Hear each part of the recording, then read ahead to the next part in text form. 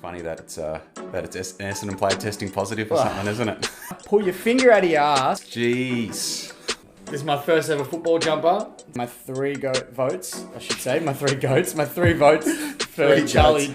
Oh, top of the world, mate. What a time to be alive. I look a bit like Nickel Bellic from GTA 4, I feel, with this. That could get dangerous.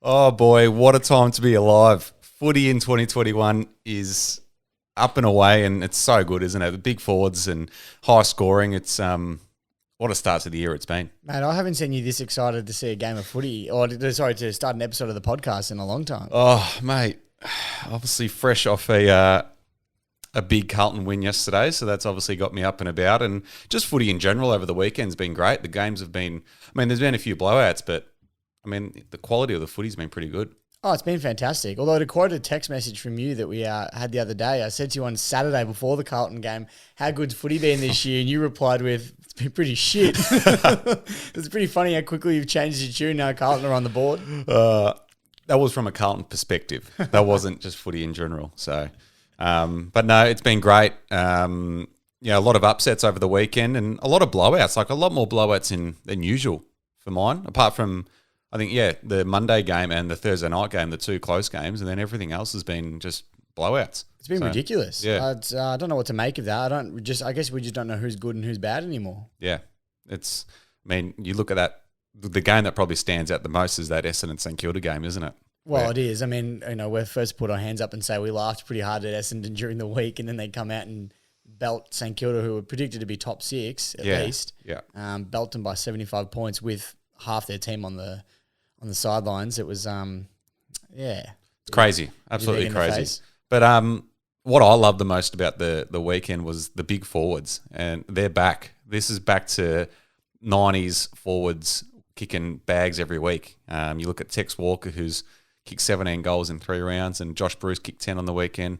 Harry Mackay kicked 7 yesterday. So it's great. It's great. Footy's so much better when the big key forwards are kicking bags. Oh, it's what we love to see. I love to see it myself as well. Even the smalls, though, are having a good run. Toby McGreen kicked 5 on the weekend. Kasai Pickett kicked 4. So even Tom Papley kicked 4. So even the small guys are kicking some bags as well. But when the big guys, I feel like there's nothing better in footy than watching the big full forward lead out and take a big mark, go back and kick the goal. So it's good to see that happening again. Yeah, and just the crowd gets around it as well. And, when it just gets in their zone, you can just hear that roar, just that anticipation. I noticed that, the other day with Mackay, just every time the ball went near him, everyone was just cheering for him just to kick, just kick another one and just kick closer to that. He felt like he was going to kick 10. So, but no, it's great. And it's good. 2021's obviously bringing some good things and, a few rule tweaks, and look at us. You were pretty critical of the rule tweaks, and it seems like it's paying off. I'm quick to take that back. I'm quick to admit that I was wrong there. The rules are making the game better. It's fast-paced, it's higher scoring, and it's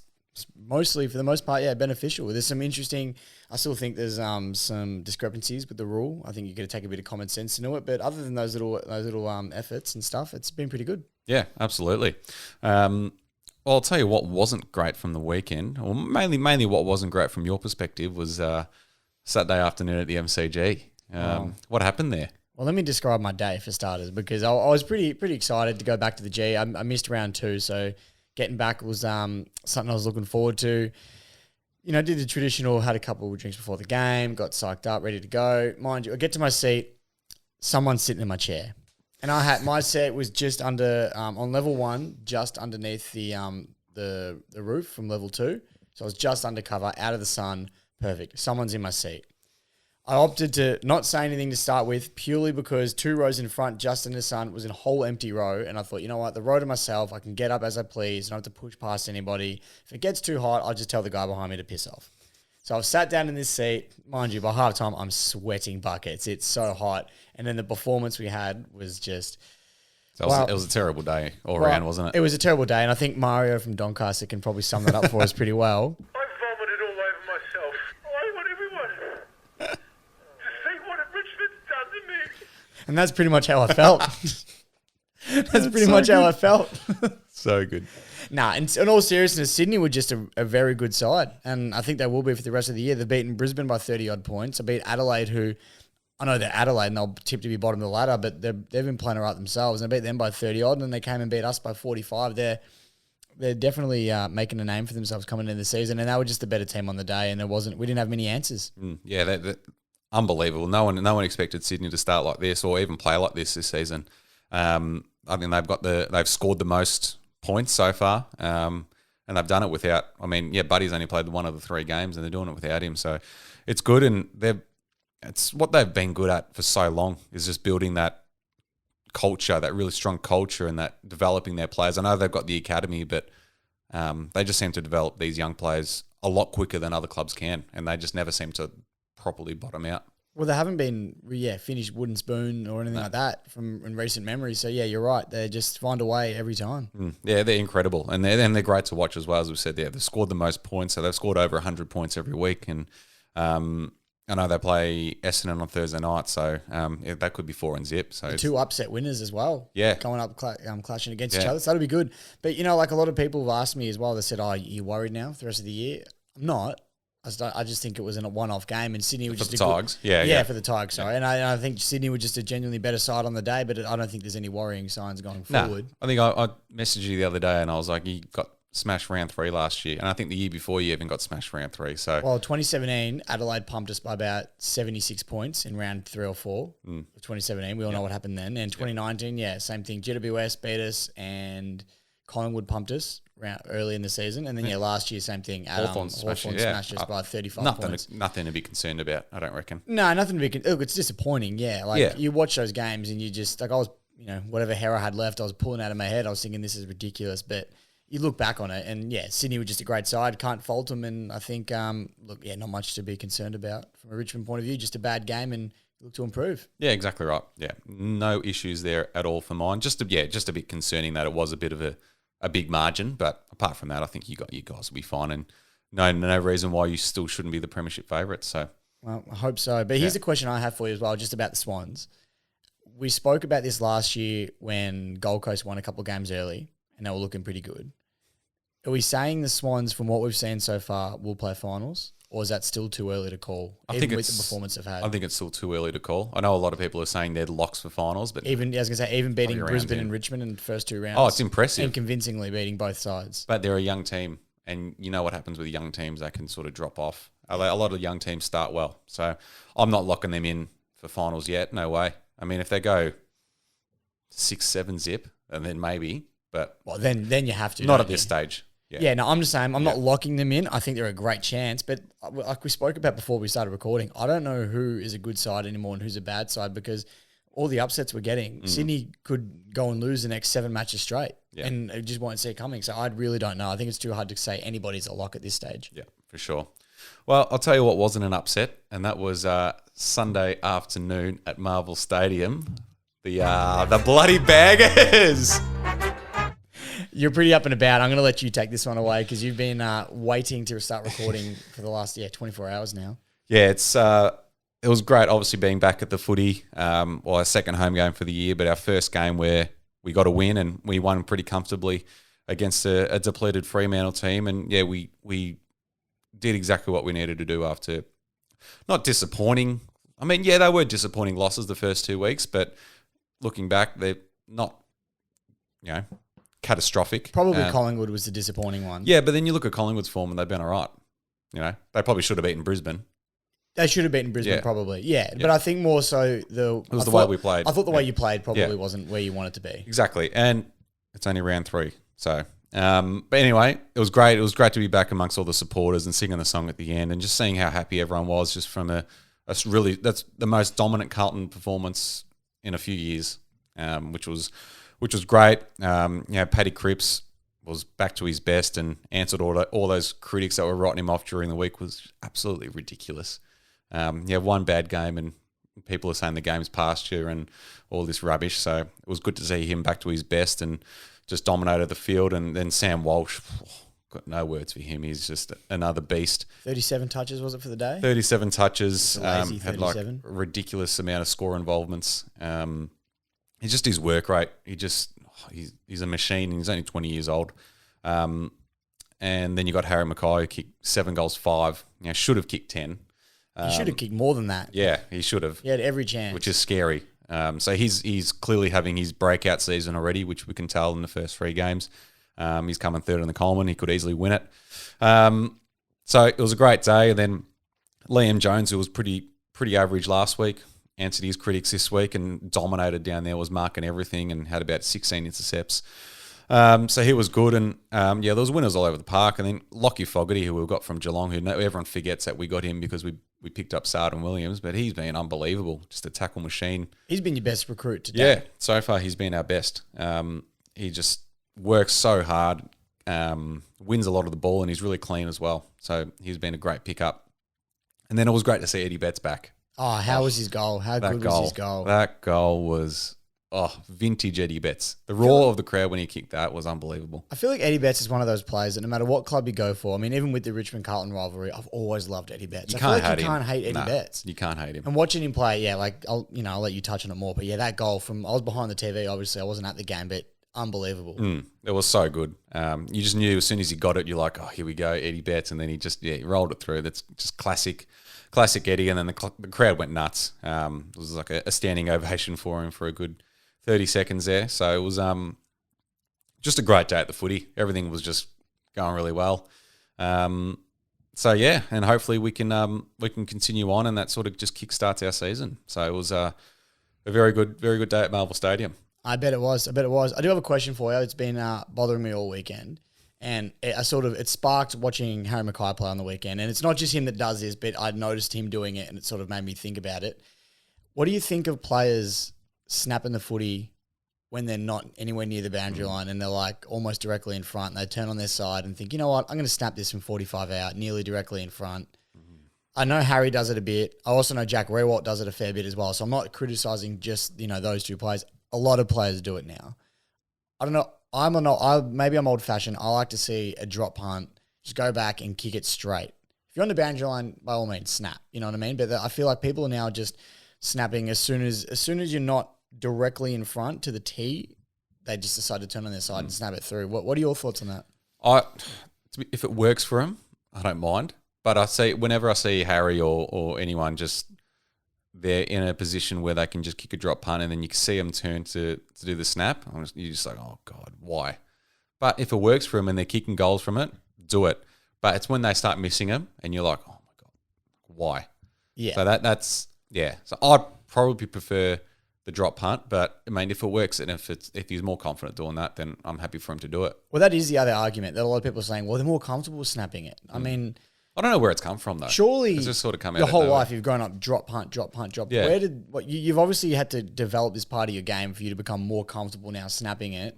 Look, if it works, it works. I think one fault that I have a couple faults with it, but one of my main faults with it is, and I'll use Harry again as an example because he's the most recent player I've seen do it.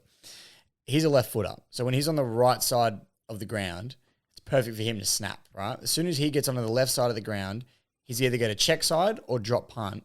And I feel once he's gotten to that point, because he's drop punting less and less and less now, I feel like the accuracy mightn't be as good. I mean, I know I'm picking at straws by saying this, but I feel like the accuracy mightn't be as good as what it would be if he was just drop punting almost every shot. And it almost feels like he's not as comfortable because he goes, oh, geez, I can't snap this.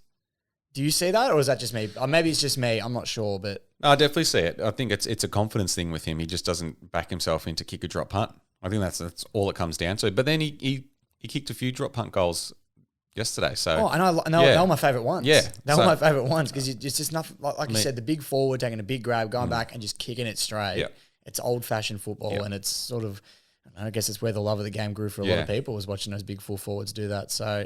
Yeah, it's like I said, picking at straws, but it's just some little thing that bothers me a little bit in today's game. Yeah, absolutely. Well, I think if it works for him and he's kicking goals from it, go for it. But if it comes to a point where he starts missing it too many times, then all right, then there's an issue. Was it against Richmond or was it against Collingwood? There was a few times I think Collingwood he kicked, tried to kicked play 4 straight against Collingwood. Okay, must have been Richmond. He played on a couple of times, and I think he slipped one time, and as because he just tried to snap it instead of just backing himself in. So, like you said, he's more comfortable by all means. Yeah, but. I mean, he could have had 4 or 5 that night and could be winning the Coleman now. Oh, he could have kicked a lot more against the Tigers than he did. So it was just a bit stiff, I think. Yeah, that's all right.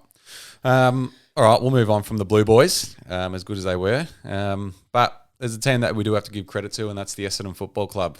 They were... I have my finger hovering over a sound effect there. But no, you're right. I touched on it before, but we do. credit where credit's due. They were, I mean, to win by 75 points is no fluke. No, you don't fluke those. They've ones. obviously done something really, really good there. And as good as they were, St Kilda were just as bad. Yeah. So that's I think the biggest story out of that game. Yeah. The Saints. To be honest with you, St Kilda, like I said, they were supposed to be top 6, or they were predicted with the the Inns have got. I know they've got a couple of people not playing at the moment, but they've got a pretty good side on the park at the moment. And yeah, to come up against a team like Essendon, who are missing a lot, already predicted to be down the bottom of the ladder, and not just lose, but lose extremely convincingly. Yeah. And we were watching Fox Footy before, and they had some footage, and they were pointing out that the lack of effort was probably what was disappointing for most St Kilda fans. It really didn't seem like they cared. Yeah, it was terrible. Like I've seen a few highlights of it, and just their pressure, they were just stationary. They were just not working hard. I know one player in particular, and Brad Hill got pointed out a few times in his effort. They reckon he should be dropped. I know a lot of Saints supporters are fed up with him. He's on a lot of money. Well, they're talking about him being the most overpaid player in the game at the moment. I think he is. Well, what's he done since he's gotten there? Not much. Well, nothing really. I mean, look, last year. He had patches last year where he was all right. Yeah, last year I think we can almost not. I don't want to call it a write-off because I feel like that's a bit, letting them off the hook a bit too easy. But almost a bit of a, you can excuse some players because everyone's going to handle the lockdown and all that differently. But we're back to a proper season now, and I know we're only 3 rounds in, but yeah, we've seen nothing. Yeah, it was. Yeah, he should be dropped. I think they need to make a statement after that game. That's soul destroying. That sort of loss for the Saints. Oh, that's hard to a team watch. that wants to play top 4 finals footy to lose to a team that, well, before this round, people were tipping Essendon. They were like, they're going to finish on the bottom. Well, we were the first ones to say, absolutely. Yeah, we were the first ones. And that's not just us having a dig at Essendon. That's just genuine fact. Like they had that many injuries, and they got a really young side, and then for St Kilda to do that was probably one of the biggest certainties of the round for St Kilda to beat Essendon, wasn't it? Oh yeah, 100%. Like that was. Yeah, it was a certainty in anyone's book. Yeah. And I just don't know what happened. I don't know why there's no effort. From what we saw last year, they were good, most of the season. Towards the end, they probably dwindled a little bit. They still played finals. And everyone's like, you know what, another season, more confidence, more experience. They'll fly through finals this year. They'll have a good run. And then from what we've seen, just looks like they just don't want to be there. No. And I don't know what's going on, if it's inside the 4 walls, what's going on, but something needs to be looked at internally, I think, at the club. Yeah, absolutely. They got a big week this week. I think Rats needs to make some big calls at the selection table, and really make a statement there, because not good enough. And they play West Coast this week, so it doesn't get any easier for them.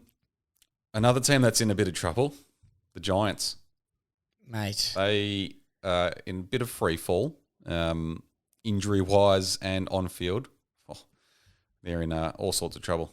Well, they're another one, aren't they? And I mean, obviously, like you said, injury-wise, Canelio went down on the weekend. Phil Davis and De Boer went down as well, who obviously those 3 guys alone would be on anyone's, would walk into anybody's list just about. So they're all stars.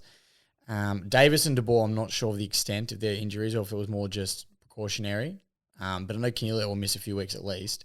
That's big, and especially the captain of the club, and obviously famously got dropped a bit last year. Yep. But he's been all right this year, I thought, so far, and now he's injured, and it's just a big out for him. It's just not helping their confidence at all.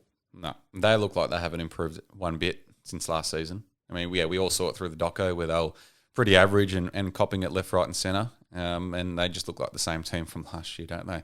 They really do. They look a bit lifeless, and they've lost, they've got no energy left since that grand final. And they're still a young list. Yeah, essentially, they're not an old list. And they've still got some A-grade players on their team. Well, like I said, Toby Green kicked 5 on the weekend. Yeah. I mean, it went under the radar because they lost, and Kasiah Pickett probably showed him up by kicking 4, the 19-year-old there for Melbourne. But yeah, he still kicked 5 on the weekend. Like that, good players are the only ones kicking that many goals. So they've obviously got some stars on the list, but they just don't seem. They need something to reinvigorate them, I think. And look, I hate doing this, and I don't like to point fingers at the coach. But do you think Leon Cameron needs to be looked at? Do you think it's him, or do you think there's something else going on there? Because I hate to be the one that goes, sack the coach. I hate that. I hate to be that person. He's been there a long time now. He's been there a long time. And they got so close. They got they made it to the grand final. I wouldn't Yeah. say they got close to the actual premiership. They were lost by 100 points, Just about. as you know very well. But yeah, I think they've had their chance. Like they made prelims and semi-finals and all that consistently, and then I think they've just missed their window. And I don't think the players have enough drive to get back to the top. That's what it just seems like from the outside. And then, and then watching the doco, from my opinion anyway, it's Leon, he's very hard on him, and I don't think some of the players, that's probably not, the way that some of the players like to be treated. Yeah, they just don't respond well to that. Yeah. And that's the thing. I think each coach is going to sort of understand how each of their players does respond to those sort of things. And that's what you see the good coaches do. They sort of have different ways to approach every player. I mean, I know that's hard because there's 40-odd players on a list. It's so hard to have a different coaching style for each player. But yeah, I think you got to tailor it a little bit where it's probably a bit more inclusive for everybody. And if it's Leon Cameron obviously likes to go off. Well, it was old school style, wasn't it? Which, mind you, as an audience, I love watching Oh, that. yeah, it's we do. fantastic. But Yeah. I mean, I know me personally, I probably wouldn't handle that very well. Yeah, a lot being of players abused wouldn't. after every game. Yeah. So yeah, I can understand from that perspective, but I think you're right in the sense you think that I reckon the players have a good understanding that they've missed their window, and I just don't think that they've got the drive to want to push back to that point, because that's not a 6-month turnaround. That could be another 5 years, and some of them have been there since they started their careers, and they don't want that. So I don't know where they're going from here, to be honest. The Giants. Yeah, it's going to be a big, big next few weeks for them. They need to get a win on the board or a couple of wins on the board just to sort of get some confidence back, because they look completely shot of it at the moment. West Coast and Port Adelaide, are they both flat track bullies? You reckon? Both of their forms at home is unbelievable. As soon as they jump on the road, they can't seem to win a game. I mean, Port beat North round 1, but I don't know what North is. It's almost a free hit, isn't it? At the moment? I feel like most local clubs would beat North at this point, the way they're looking, and I feel bad for North as well, because as much as you want your club to be the most successful, obviously you don't. I feel like no one wants to see a team that bad. It's just not good for the competition. No. I mean, look, it's hard to say. Obviously, you play those teams, both of them at home, Optus Oval and Adelaide Oval, both fortresses for both the clubs individually. But I mean, West Coast have won, I think, 2 of the 3 now. They lost to the Bulldogs by about 7 points. So that one was a close game. Bulldogs are going to be very good. West Coast notoriously known for not travelling well. Yeah, no, exactly. And we saw that last year. And then they lost every dominating game at in the home. hub, and as soon as they went back home. Yeah. So, I mean, look, I want to see more from West Coast away before I would say, that they're just flat track bullies. Because, like I said, Bulldogs are going to be a good side, I think, anyway. Yeah, I mean, I can't imagine sure. them being a bad side this year going forward. They only lost by 7 points. So they got pretty close. But, yeah, even with Port, it's a tough one. It's a real tough one because, I mean, from what we saw last year, they were so dominant, and they've had 2. Well, they beat Essendon by 54, obviously at home, and then they had a big win in round 2, and then they lost to West Coast in West Coast, which I think is, I don't want to say an honourable loss, but I guess they only lost. They got smashed, and stats wise as well. I mean, the scoreboard probably flatters them a bit, I reckon, because there was a period there where West Coast were just smashing them, even on the scoreboard, and the Ports would. The last quarter, they sort of made it a little bit more respectable. Yeah, well, I mean, it was 37 points in the end, but that's a big margin, especially between 2 good clubs. Yeah. So, yeah, look, it's tough. Maybe a little bit. I wouldn't be writing them as flat track bullies just yet. Like I said, we're only 3 rounds in. Exactly. I want to see a bit more, but yeah, I don't think you're far off the mark there with that one. Yeah. And we'll see a few. Yeah, we'll see how they go over the next few weeks, home and away. We've got the Tigers on exactly Friday right. night, Port Adelaide, which once again is in Adelaide. So, I mean, we won't get to test them away from home. But flat about. A little bit. I just don't remember. We'll get to it. We'll get to the preview. I'll just say, I could see you. You could see the face change. Your blood's fuming over that. It's arguably the most exciting player in the competition at the moment. Little Cozzy Pickett at the D's. Just on fire. First 3 rounds, he's just kicking goals from anywhere, and he's almost taken Mark of the Year about 3 or 4 times, and he's exciting a lot of Melbourne supporters. He's come out the blocks, and Melbourne, I mean, apart from the fact that they're 3-0 at the moment, for the first time since 05, I think they were saying today. They're going about it just under the radar as well. Yeah, no one's really popping their tyres too much, which I think is a good thing. They might even prefer, because there's not as much pressure on them. But yeah, Cozzy Pickett, it's like everything is sort of falling into place at the moment. They've got that up and coming star that everyone's starting to get around because, I mean, from what I've seen, it's hard not to love him. Yep. At this stage. It's Yeah. early, obviously, but hard not to love him. And then, yeah, the D's, like I said, gone under the radar and playing some really good footy. But then you can look at the Ds and see who they've beaten. They've beaten Freo at the G, Saints, and then GWS, who all three of those teams have been in pretty average form. Yeah, but I So- mean, at the same time, you can only Exactly. play what you dealt. Exactly right. They've got wins on the board, and that's the main thing. Other teams have had bigger upsets. Yeah. So considering that they've won all those, won them fairly convincingly, in my eyes anyway. And like you said, some of their players are just starting to play some really good footy, which is what you want. Hopefully for D's fans, some good things to come because I think they've copped it. I mean, I know as a Carlton supporter, you go on about it, the hard times you guys have had, but I think Melbourne supporters are probably right up there along with you guys. So I think they're probably due for some success, but so all the best for them. But yeah, I don't know, it could be an interesting year for them. Just like I said, it's too hard to pick anybody at the moment, but they're flying at the Great moment. start for They're them. flying. But speaking of a team that's not flying, mate, We touched on them earlier, didn't we? have you? I don't remember a loss that bad. Yeah, even when Carlton was at its worst, we never looked that bad. Like, we looked bad, but not that bad. Mate, That was... and if you haven't picked on, we're obviously talking about North Melbourne the other day. Oh, God, that was hard to watch, wasn't it? Mate, the best way to describe their performance. Loving the new soundboard. Loving the new soundboard. Like a little kid. Any excuse. I've been waiting for that fart one for 2 weeks now. But yeah, obviously just I don't know with North. I know they got rid of a lot of their players and they're very young and they're rebuilding and all the rest of it, but that's a bad loss. Like Yeah. they looked like they'd thrown in the towel. You know, when Before people, halftime. when people say, oh, they were witches' hats, they were genuinely witches' hats in that, like, especially that last quarter. Oh, they Yeah, 100%. that was hard viewing. I mean, the only lucky Josh Bruce was, Putting on a clinic. yeah, otherwise that game would have been, it was just terrible. It was terrible. Just a genuine shellacking and murdering of those poor kangaroos. No, I saw a few people toss the question up on Instagram on the night, but they were asking if the mercy rule should be in effect at this point. Did see that, I mean, obviously, I'm not for it because this is a rare occasion. It doesn't happen very often. But geez, that would have been begging for the mercy rule at one point, wouldn't they, North? Absolutely. It was, it was tough. Like, the thing is, the first half, they looked all right. Like, They weren't that far out of their it. pressure was good. Their intent was good. They were playing okay. They kept up with the Dogs. And then after half time, oh boy. Do you think it's just that because they're young, or do you think there's something else? Like Definitely because they're young and I think it's just, they're just bad. and they're just really bad. Yeah. I mean, they've got Ben Cunnington, Jack Zeeble.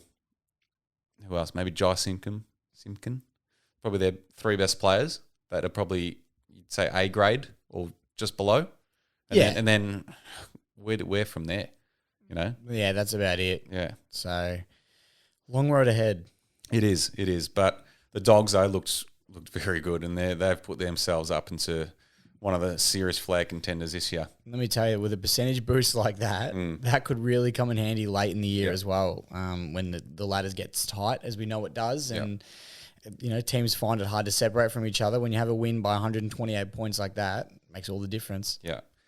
Tell you what would have been hard for a particular bunch of supporters on the weekend was the Collingwood Football Club. Not only did they get beaten after the siren by a Zach Bailey kick against the Lions,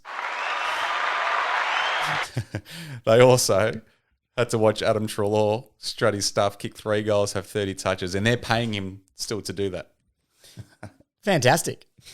No, that would be painful. That would be Tough painful. weekend for a Collingwood fan. Yeah, look, we've spoken about it before, but a lot of Collingwood supporters do back in the decision that Collingwood made in terms of their list changes and whatnot. But I think it does make it harder, on a week-by-week basis, especially when you have a loss like that after the siren, lose by a point, and you switch the tally over, and then you see, the guy that you're still paying to be on another list dominate and think, geez, we could have used him. Yeah, he was very good. That's arguably probably the best game I've seen Adam Treloar play was that game. I mean, again, it was against North Melbourne and they won by 150 points or whatever it was. But Have you ever watched him at training? Because I think that's probably what you should be comparing it to, the amount of disposals he had. Yeah, exactly. But he looked so good.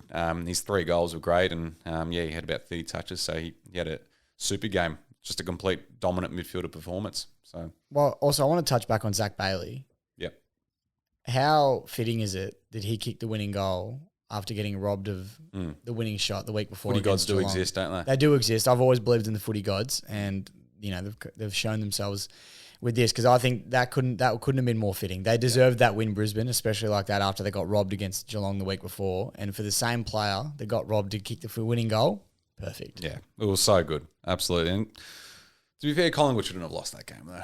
They were in No, front. they were in were control the front. whole game. They were in front by about 97% of the game. So it was, That's what I disappointing mean for them. Disappointing for them very much. But that's what I mean when I say the footy gods were in Yeah. effect, because Brisbane had no right winning that game at certain stages of the game. And But now that's huge for Brisbane. They needed that. well, they So, did, because they'd be 0-3 Yeah. at this stage if they didn't get up. So big for them. And I think Collingwood can probably just. I wouldn't be too concerned as a Collingwood. I'd be disappointed, but I wouldn't be too concerned going forward with that. No, I think they've shown enough so far this season to suggest that they'll be thereabouts Yeah, they'll come the end of the year. Not many people predicted them to be there No, at the beginning of the season. I mean, exactly right. When you look at they lost to the Bulldogs round one, which we've seen what the Bulldogs have done. They beat the Blues, which was they played pretty well that night, and then they've should have beaten Brisbane. So they dominated the whole game against Yeah. Brisbane. It was just stiff towards the end, but I think they'll be all right. yeah. All right, let's move on to round 4. Footy starts only in a couple of days' time, which is great. We love the Monday finish, and then the games roll around on Thursday. And we've got Sydney and Essendon at the SCG. The informed Swans up against they're also the informed Bombers. So we can't even knock them anymore. Yeah. They've had a 75-point win. You got nothing to say. Yeah, exactly right. So I think it's going to be a good game. Buddy's back Buddy's after back. being rested last week, Which so- I was spewing about, by the way. I Yeah. really wanted to watch Buddy play. And everyone goes, "Oh, you glad you're not played now?" I'm like, no, I still wish he was out there. We lost like that anyway. Yeah. I'd rather see Buddy play. Yeah, exactly. But yeah, it'd be good to see him back on the big stage as well, Thursday night footy. So be good. But yeah, I think Sydney, you can't not tip Sydney in this one, I think. Yeah, no, Sydney for me as well. And at the SCG as well, their home Yeah. turf. It's all pointing towards the Swans at the moment, but who knows? Essendon could pull something Yeah. out. But yeah, no, Swans for me. Friday night, we've got Port Adelaide and Richmond. Huge game at Adelaide Oval. Both Massive for teams both clubs. coming off disappointing losses. So one of these teams is going to lose 2 in a row, and you wouldn't want to be that team, though, especially, a lot of people have predicted this to be the grand final this year. So it's going to be a huge contest, and I'm sure you're a bit nervous about it. Yeah, very, very. I think the couple of injuries we have at the moment may hurt us. Nick Vlossen probably being the most important one for us. Prestia as well now. I think they'll hurt a little bit. Cochin in talks of missing. I think he'll play, but the 6-day turnaround could hurt him. Who knows? But yeah, it's a tough one. It's going to be a tough game. Look, I hate to say it. I hate tipping against my own mob, but I think in Adelaide, early in the season, Port are coming off a loss, as a we. I think Port will get the job done. I think it should be a good game. I know they are favourites going in as well, but I think our injuries might just cost us a little bit and Port will get over the line. Yeah, for sure. Even if you guys do lose, it's fine. It's fine. No, for Yeah. me, it depends how we lose. Yeah. See, I was disappointed with the Sydney loss, not because we lost, but because of the way we lost. And it'll be the same with this. If we play good footy, same as midway through the season last year, and we played Port and Port beat us over there. We played pretty well, and we only just lost. And I was like, disappointing, but you'll take that because we played good footy and we lost to a really good side. If we lose and we just roll over, that's when you start to get concerned and pissed off, essentially. Yeah, exactly. But as history says, you don't win flags in April, so That's true. that's fine. Amen, brother. You guys always peak at the right time, so yeah. But I think only because it's at Adelaide Oval, I think Port will get up there. Saturday afternoon, we've got the Doggies and Brisbane at Mars Stadium in Ballarat. Bit of country footy. I was about to say, I had to scratch my brain to see where that was for a little bit there, Mars Stadium. I haven't heard about that one in a little while, but Drove past it the other week, actually. It's a nice little stadium down there. cool, man. So- Did I ask? Have a look at this guy. Get a grip. I'm sorry, I had to throw that one in there. Nah, what were we doing up that way? Well, you can do the podcast by yourself now, man. What was I doing up that way? I had an engagement party up that way. So, Oh, beautiful. just drove past it and nice little stadium. Did you check the deck out? Nice looking grass. Is it looking smooth? Yeah, it is. I don't know what you're going to say now. You're just going to take the piss out of it. No. I've had my fun. I'm actually being serious. I haven't really seen the ground, so I don't know what kind of condition it's in. So I'm actually curious. Yeah, no, look, it does look really nice. Obviously, not your standard country footy ground. It's obviously got a nice little grandstand and AFL surface. So, but yeah, no, I think they will get a good crowd down there. And all the local Ballaradians, is that what they're called? I really don't think so. I really don't think so. Maybe we should move on from this game. I think Bulldogs for me. Yeah. St Kilda and West Coast at Marvel later that day. I mean, I know we talked about West Coast only winning at home, but St Kilda haven't given me much to go by here.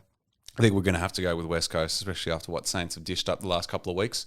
But then there's that West Coast, that away factor. So I'm still going West Coast. Yeah, I'm going West Coast. But the Saints need to show something this week. They do. They really do. They need to turn it around. Whether they will or not, yet to be seen. But yeah, no, West Coast for me. Yeah. Gold Coast Carlton, Saturday nights at Metricon Stadium. This is big. This is big. This is a big game.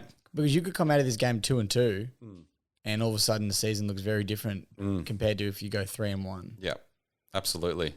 Again, it's just another game we sort of just need to win. We need to be beating teams like Gold Coast if we want to be serious about this season. Gold Coast have got a few injuries now. They got Jared Witts, who's out with the knee, so they don't really have many ruckmen on their list apart from Jared Witts. And I know Sam Day went down the other week, so he was like their backup option, so he's not there. And I think Zach Smith, he's been injured as well, so they're really depleted in that department. So another huge opportunity for us to get a win here, and really, even the ledger. Yeah, I'm trying to think of who I think is. Oh, look, I think Carlton will get this one.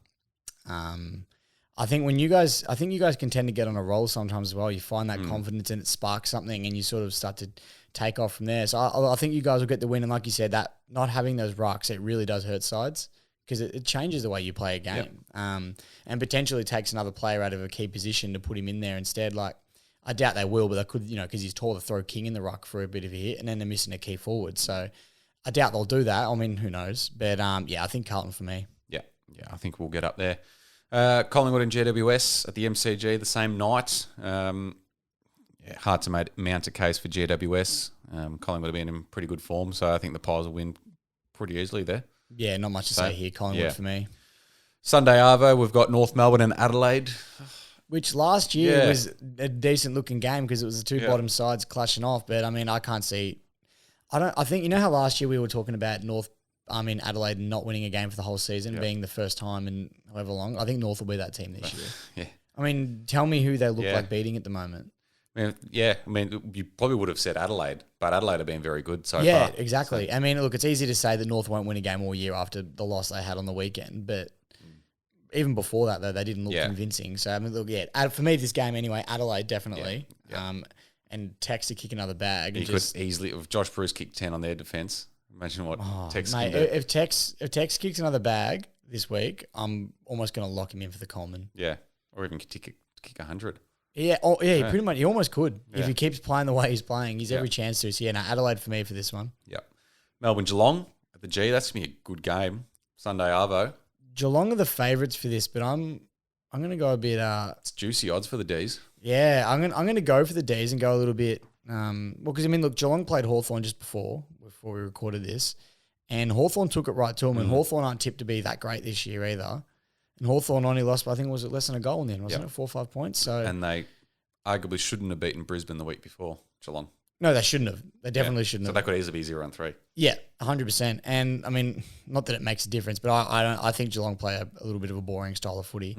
They're not super enjoyable to watch with their short chipping and sort of holding on to it a bit and slowing the ball down a little bit. I think Melbourne are every chance. They're on a roll. They're 3-0, home ground advantage. I mean, Geelong play most of their games at the G anyway, but, I reckon they're every chance. So I'm going to go for Melbourne. Yep, I'm going to go the Ds as well. I think they're going to continue their streak. Final game of the round, we've got Freo and Hawthorn at Optus Stadium. And the Hawks, as we just said, they look good today against the Cats, and then Freo looked pretty bad the other day. So, but I think being in Perth, Freo are really good. They're another team that is super good at home. They are. So I was about to say, I think the only reason I'm going to be going for Freo for this game is that home ground advantage. Yep. You put that in Melbourne, I'd say Hawthorn every day of the week, just from what I've seen so far. I think it'll be a close game. I don't think it'll be a blowout.